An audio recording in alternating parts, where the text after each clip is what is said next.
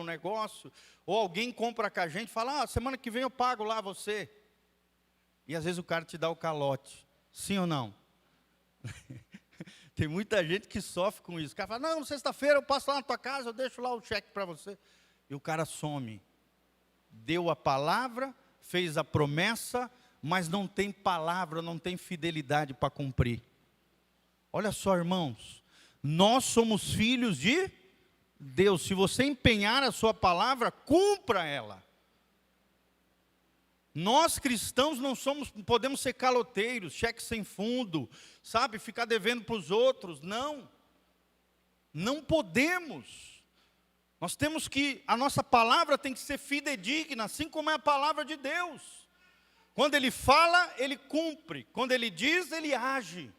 Quando Ele faz uma promessa, Ele realiza aquilo na nossa vida. E essa característica nós precisamos imitar o nosso Deus. Será que você é uma pessoa fiel quanto à sua palavra? Será que você é uma pessoa verdadeira em tudo aquilo que você fala? Ou gosta de uma mentirinha? Tem muito crente que é assim, né? Uma mentirinha não faz mal. A Bíblia diz que o pai da mentira é Satanás. Se você vive mentindo, você é filho de quem? Do diabo. A Bíblia diz, se andarmos na luz, como Ele na luz está, temos comunhão com os outros, e o sangue de Jesus, seu Filho, nos purifica de todo o pecado. Andar na luz, fala de andar na verdade, na transparência, na sinceridade, na honestidade. Falou, cumpre.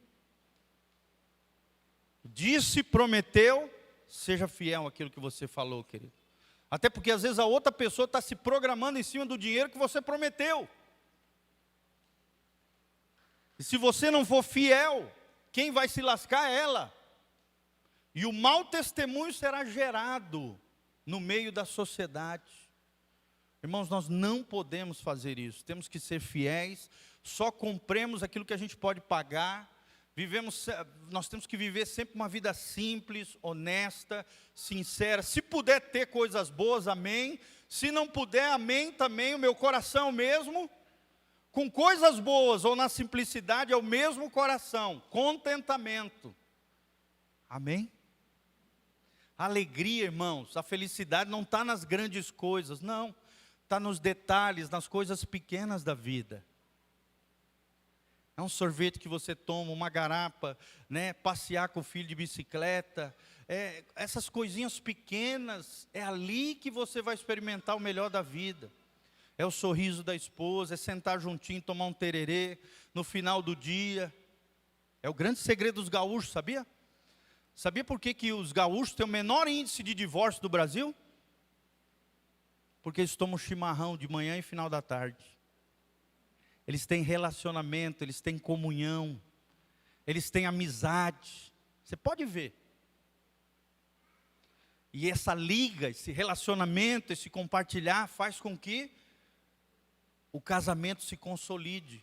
O índice de divórcio deles é o menor do Brasil. Pelo simples fato de dedicarem um tempo junto para tomar chimarrão. Nosso caso aqui é tererê, né, irmãos?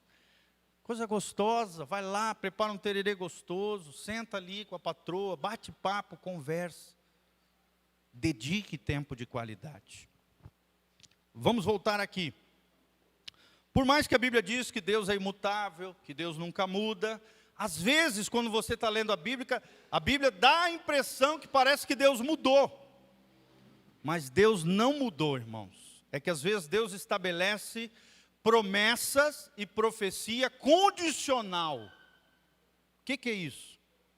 Deus fala, vou destruir vocês, mas se vocês se arrependerem, eu vos pouparei.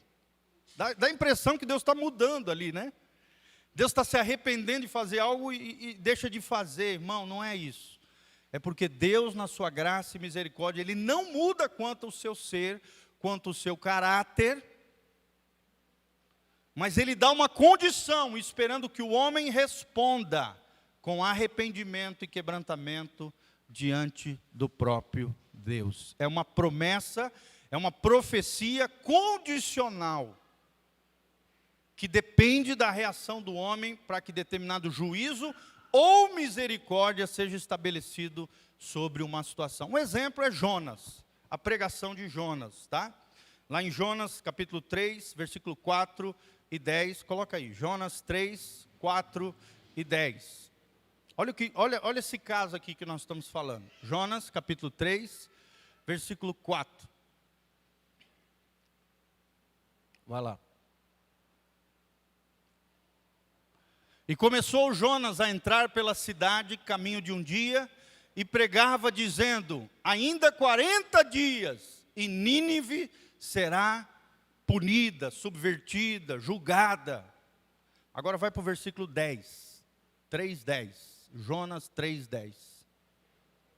Olha só, e Deus viu as obras deles, porque eles se arrependeram, a Bíblia diz que eles jejuaram durante esses 40 dias, se quebrantaram na presença do Senhor, e Deus viu as obras deles, como se converteram do seu mau caminho, e o juízo estava vindo, e Deus se arrependeu do mal que tinha anunciado que lhes faria, e não o fez. Olha só, irmãos, uma profecia foi declarada, olha, o juízo de Deus vai ser estabelecido sobre vocês, caso vocês não se arrependam. Mas graças a Deus, a cidade de Nínive ouviu a pregação do profeta Jonas e se arrependeu. Deus mudou do juízo para graça e misericórdia. Amém? Deus não mudou contra o seu ser. Ele é justo, Ele é santo, Ele é reto. E continua sendo justo, santo e reto. Mas também outra parte do caráter de Deus é que Deus é compassivo, misericordioso, amoroso e gracioso. Amém? Deus continua o mesmo. E Ele ainda deu uma oportunidade de arrependimento àquele povo, que era 100 e poucos mil habitantes numa cidade.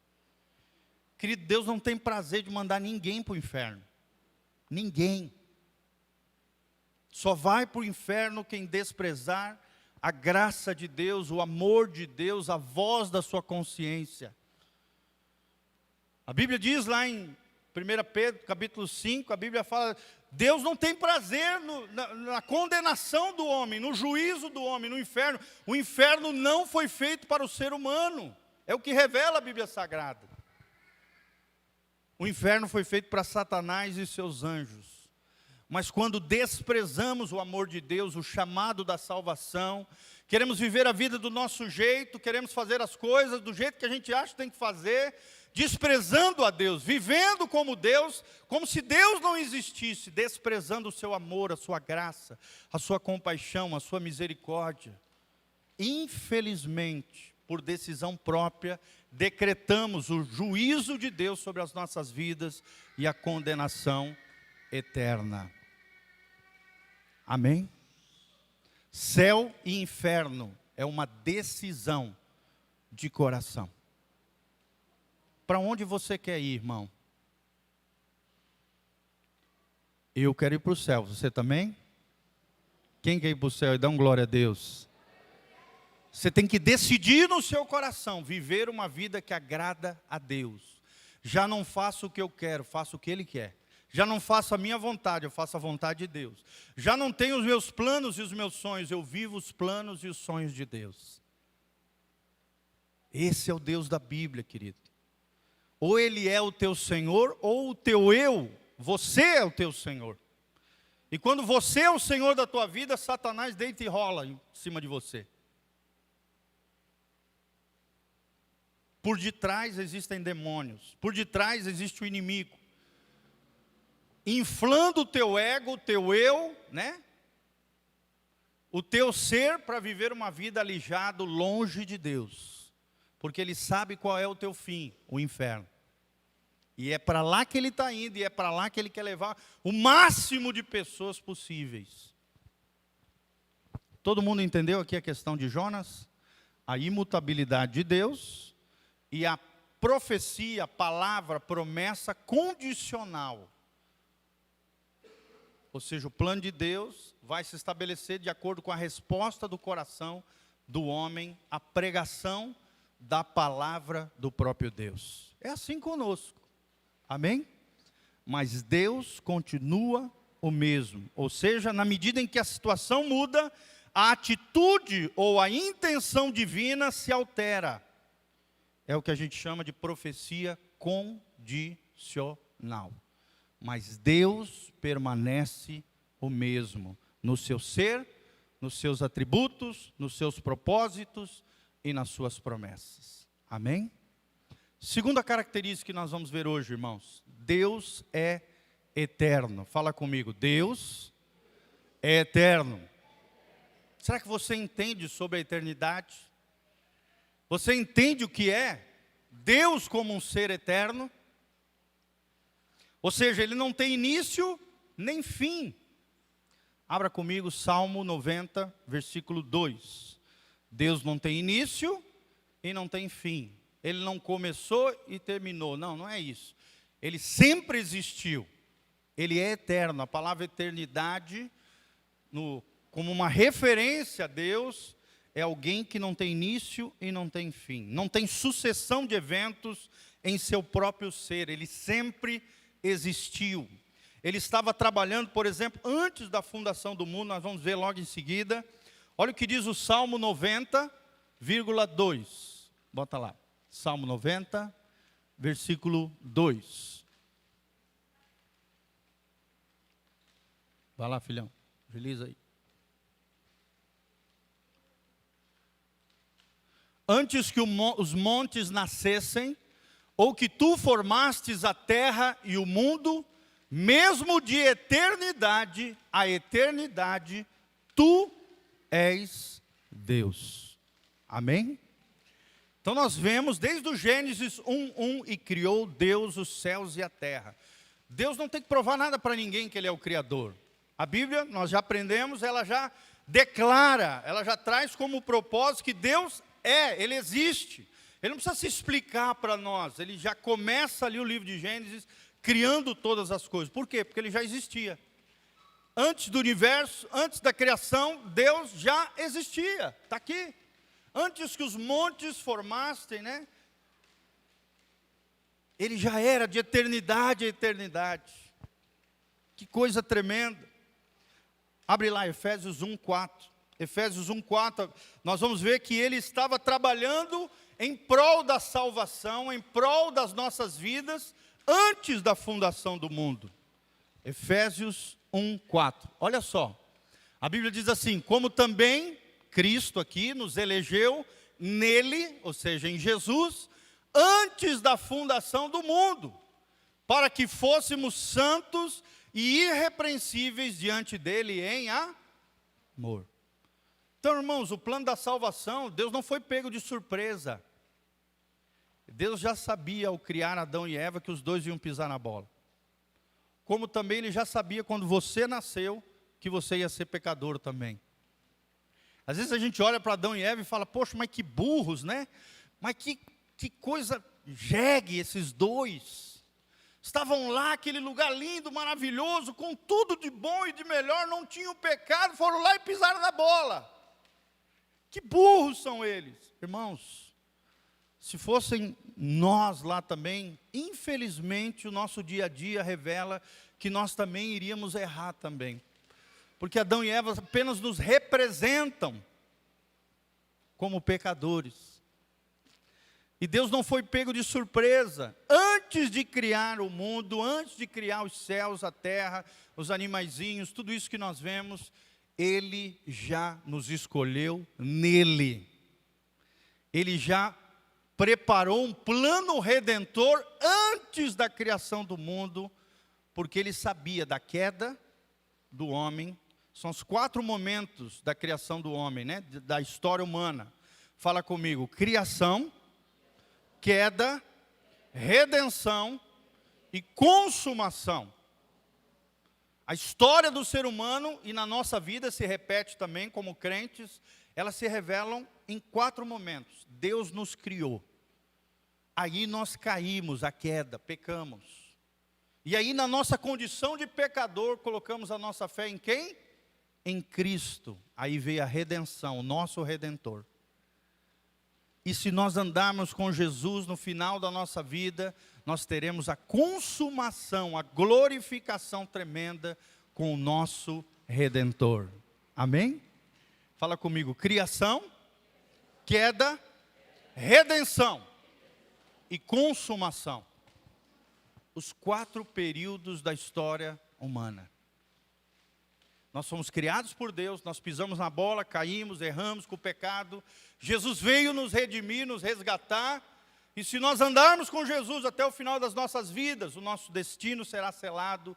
Seremos, na consumação dos tempos, seremos glorificados e habitaremos com Ele para todos sempre. Louvado seja o nome do Senhor. Amém? Que coisa tremenda, irmãos. Voltando aqui, Deus é eterno. Ele estava trabalhando antes da fundação do mundo em favor da sua vida, da minha vida. Efésios 1:4. Ele sempre existiu. Apocalipse 1:8 diz que Ele é o alfa e o ômega. O princípio e o fim de todas as coisas. Porque Ele sempre existiu. Porque Ele é eterno. A Bíblia diz lá em Judas 25, glória, poder e majestade. Já eram de Deus antes de tudo. Ele já tinha toda a glória, toda a honra, todo o poder, todo o domínio, para todo sempre. Ele sempre teve, Ele sempre existiu. Ele é um Deus eterno. Por ser eterno, Deus, na sua visão de tempo, é diferente da nossa. Presta atenção nisso que eu vou falar. Deus enxerga o tempo de uma maneira diferente da nossa. Nós atuamos no cronos, que é o tempo cronológico. Segundos, minutos, horas, dias, meses, anos. Cronológico, vem da palavra grega cronos. Cronos, na antiguidade, era o Deus do tempo. Por isso é usada essa palavra, a raiz da palavra cronológico, cronos, relógio, tempo. Agora Deus é diferente, Ele age num outro tipo de tempo, que é o kairos no grego. Kairos significa tempo de Deus, tempo de oportunidade, modo de agir de Deus nas nossas vidas. É por isso que muitas vezes a gente fraqueja na fé, que a gente quer que Deus faça no nosso tempo. Sim ou não, irmãos? E na nossa geração imediatista, a gente quer que Deus faça para ontem. E Deus é diferente de nós, irmãos. Deus age num outro modo de tempo. Ele vê o tempo de modo diferente. Apesar dele agir no nosso cronos, na história humana, nos tempos e nas gerações, Ele tem um outro modo de agir no tempo. O kairos. Amém? 2021 é um kairos de Deus na nossa vida. Segundo os profetas, é o ano da maturidade. Quem quer amadurecer no Senhor aqui? Dá um glória a Deus. É o ano onde você vai crescer como nunca nas coisas de Deus. Eu profetizo isso sobre a tua vida, irmãos. Profetizo isso, um ano de maturidade. Você vai crescer e vai florescer no Senhor em conhecimento e graça. Mas lembre-se, por ser eterno, a visão de tempo de Deus é diferente da nossa. 1000 anos para Deus são como um dia, diz a palavra de Deus. Poxa, mas já passou 2000 anos. Aí Deus olha lá de cima e fala, para mim foram só 2 dias. Pastor, mas já faz 2000 anos que Jesus disse que ia voltar, e até agora não voltou. Acho que Ele não vai voltar mais não. Para Deus foram só 2 dias. Segundo os judeus, nós estamos no ano 6.777. Olha só o ano. 6.777. Ou seja, a terra, desde a criação do Gênesis até agora, para o judeu, tem quase 7 dias proféticos. É tremendo isso, gente. E o que significa o 7º dia? O Shabat, o descanso de Deus. Talvez seja uma referência para o milênio, o reino milenar, onde nós descansaremos das nossas obras. Não sei, estou só supondo aqui, uma suposição. Pode ser que seja, pode ser que não. Mas é interessante, nós estamos, segundo os judeus, 6.777 anos. Agora até o número 777 é o número de Deus. Vamos ficar atentos. Jesus pode voltar a qualquer momento. Não sabemos quando, nem a hora, nem o dia, a Bíblia diz, mas temos que estar preparados para a volta de Jesus. Nunca você vai ver o pastor Giovanni também falando de data, de tempo. Só estamos pensando aqui cronologicamente. Jamais vou fazer isso, porque senão a gente pode cair no engano, no engodo. Agora Deus sabe qual é o dia exato que Ele voltará para buscar a sua noiva. Amém? Eu e você não sabemos, nós temos que estar preparados. A gente sabe uma coisa, Deus é eterno. Ele conhece todas as coisas. E ao soar da sua trombeta, os mortos ressuscitarão. Os vivos serão arrebatados. E aqueles que ficarem para trás vão se lascar. Vão passar por juízos terríveis sobre a terra. É o que a Bíblia chama de tribulação. 7 anos proféticos de juízos, punições, a ira de Deus, o cálice da ira de Deus derramada sobre toda a terra. Meu irmão, o coronavírus é fichinha, perto do que essa terra vai experimentar depois do arrebatamento da igreja. Não sei você, querido, mas eu não quero estar aqui mais não. Quem quer subir comigo aqui em nome de Jesus? Nós temos que subir. O céu é o nosso lugar.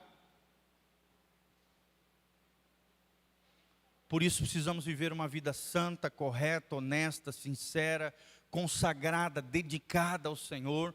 Não sabemos que dia Ele vem, mas a qualquer momento Ele voltará. Porque Deus é eterno. 1000 anos são como um dia e um dia como 1000 anos. É o que diz 2 Pedro 3,8, Salmo 90, versículo 4. Deus vê toda a história humana como se fosse algo que acabou de acontecer. Deus vive no eterno presente, irmão. O que era ontem é hoje para Deus. O que é hoje também. O que vai ser amanhã é hoje para Deus. É como se Deus, vou ilustrar para você entender como é que Deus enxerga o mundo e a história. A história é como se fosse uma locomotiva de trem, andando entre as montanhas. E nós estamos dentro do trem, olhando pela janelinha. O tempo passar. E aí você vê aquelas paisagens lindas, né, na janelinha. Ai, que legal, nasci. Ei, cheguei na adolescência, ei, juventude. Estou ficando velhinho, daqui a pouco chega a minha hora. Deus está lá de cima da montanha, enxergando todo o trem andar. Enquanto eu só vejo pela janela, Deus enxerga do alto do Monte Santo do Senhor. Ele enxerga toda a locomotiva da história, da minha história, da sua história, da história da humanidade. Ele enxerga todas as coisas, num prisma só, num olhar só. O passado, o presente e o futuro. O trem todo da história andando. Deus já vê. Amém? Enquanto nós só vemos pela janelinha do trem. Por isso que é tão difícil. A gente cria expectativas, a gente não sabe o que vai ser no futuro. A gente não sabe o trajeto que o trem está passando. A gente não sabe quando é que vem o túnel. A gente não sabe quando vem uma outra montanha. Um problema, uma dificuldade, uma luta. E isso às vezes, né, aflige a nossa alma. Porque a gente só vê pela janelinha do Cronos. A janelinha do tempo. Deus está vendo do Kairós, lá de cima da montanha. E olhando para mim e para você, dizendo: filho, não te preocupe. Eu estou no controle de todas as coisas. Você está na locomotiva mais segura que existe, a locomotiva da salvação. O maquinista dessa locomotiva é meu filho amado, Jesus de Nazaré. E você vai chegar no seu destino final seguro com as minhas mãos. Amém, irmãos? Estou arrepiado só de pensar nessa cena linda. Jesus é o maquinista, nós estamos olhando pela janelinha do trem. Deus está vendo de cima da montanha toda a nossa trajetória. E Ele já sabe o horário exato, o momento perfeito, onde nós chegaremos no destino final. Amém? Aleluia! Então não fica aflito, irmão. Se você é crente, se você nasceu de novo, você está nas mãos do maquinista, nas mãos mais seguras que existem, as mãos de Jesus. Aleluia! Igual aquela música que a gente canta, porque Ele vive, posso crer no amanhã, porque Ele vive, temor não há, mas eu bem sei, eu sei que a minha vida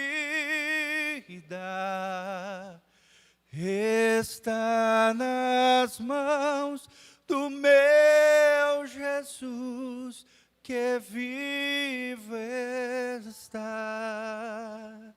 Aleluia, aleluia, Senhor, glória a Deus. Deus vê e conhece todos os eventos, passado, presente e futuro, com igual intensidade. Deus criou e governa sobre o tempo, sobre o Kairos e sobre o Cronos. Deus usa o tempo para os seus próprios propósitos eternos. E você está na agenda de Deus. Amém? Louvado seja o nome do Senhor. Toda vez que eu vou fazer um casamento, eu falo para os noivos, é uma alegria saber que esse momento específico, onde dois jovens se unem numa relação de amor, com o coração sincero, esse momento estava agendado no coração de Deus. Porque Deus se alegra quando dois jovens, duas pessoas que se amam, se unem num só propósito, no propósito do casamento. Irmãos, isso é lindo, isso é maravilhoso. Aí eu sempre falo, esse momento estava agendado no coração de Deus. Não percam isso, não estraguem isso, não destruam isso. Esse juramento, Deus é testemunha, Deus está vendo, e Deus empenhora ali sua graça, sua bondade, seu amor, sua fidelidade. Por isso que é tão séria a questão do casamento para Deus. É um juramento, é uma aliança de amor, é uma aliança que envolve sangue, é uma aliança entre famílias, é uma aliança diante da sociedade, dos parentes, dos familiares, das testemunhas, e é uma aliança em amor no primeiro ato conjugal, na primeira intimidade do casal, sangue é derramado, e esse sangue é derramado sobre o altar. Quando está dentro da proteção do casamento, é um sangue abençoado. É uma aliança de amor de sangue abençoado. Quando é fora do casamento, é errado. Quem recebe não é Deus. São os demônios que recebem aquele sangue amaldiçoado. Por isso que Deus é contra a relação sexual fora do casamento. Porque ela é amaldiçoante, não é abençoadora. Somente no casamento, o pacto de sangue que é feito na intimidade do casal é recebido diante do altar de Deus e é abençoado. Isso é muito sério, irmãos. Amém? Você tem uma aliança de sangue com o seu cônjuge. Coisa linda, né? Anos e anos caminhando juntos, numa aliança de amor. Parabéns pela fidelidade, por essa aliança maravilhosa. Vocês são exemplos para nós de aliança, um com o outro, são referências, a Neraldo também, coisa linda isso, aliança com o nosso cônjuge, é uma aliança de amor, de um Deus que é eterno, e de um Deus que é imutável, amém? Fala comigo, meu Deus, Ele é conhecível, o Deus da Bíblia é independente, o Deus da Bíblia é imutável, e o Deus da Bíblia é eterno. Amém? Glória a Deus. Aprendemos mais duas características de Deus. No próximo domingo, com a graça de Deus, se Jesus não voltar, nós vamos estar aqui juntos pregando a palavra de Deus. Traga amigos, traga pessoas, Glória a Deus por isso. Faça parte dessa família. Seja muito bem-vindo, você que está vindo.